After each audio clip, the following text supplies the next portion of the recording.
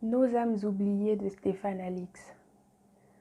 C'est un roman autobiographique dans lequel l'auteur, Stéphane Alix, journaliste, et on va peut-être comprendre pourquoi le choix de cette profession plus tard.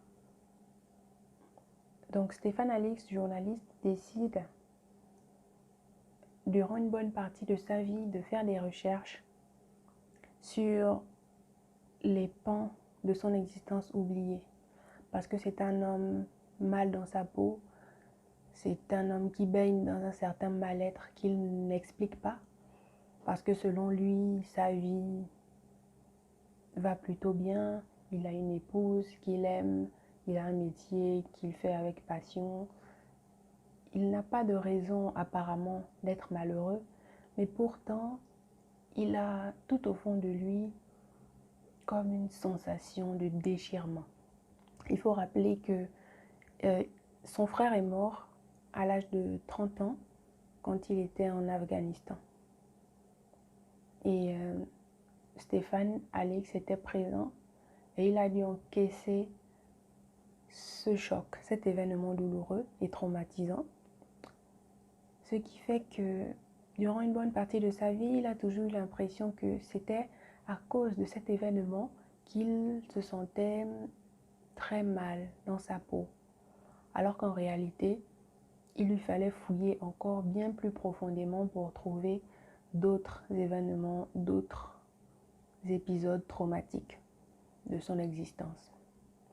C'est donc en s'aidant de maîtres spirituels tels que des voyants, des médiums et des chamans même, qu'il fait la rencontre avec des substances psychédéliques qui lui permettent d'aller fouiller au tréfonds de son inconscient pour en sortir des événements de son enfance très traumatisants.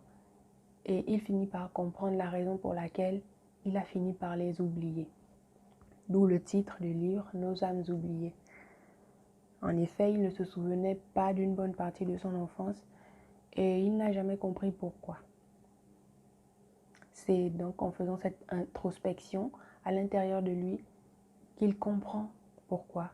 Parce qu'il a vécu certaines violences physiques dans son enfance que son inconscient, par réflexe de survie, a décidé d'oublier pour mener plutôt une vie assez confortable. Même si, avais-je entendu quelque part, les émotions dont on ne s'occupe pas s'occupent de nous. Et c'est ce qu'on finit par voir parce que malgré l'oubli, son corps lui rappelle sans cesse, d'ailleurs par la maladie, parce qu'il souffrait d'une maladie auto-immune, son corps lui rappelle qu'il y a quelque chose à creuser, qu'il y a quelque chose dont on ne s'est pas occupé. Et donc le livre se termine sur la découverte de ces événements-là, de son passé, et sur une confrontation avec la personne qui, semble-t-il, a pratiqué ces gestes malveillants sur lui et sur son pardon à lui de Stéphane Alix pour pouvoir enfin retrouver la liberté.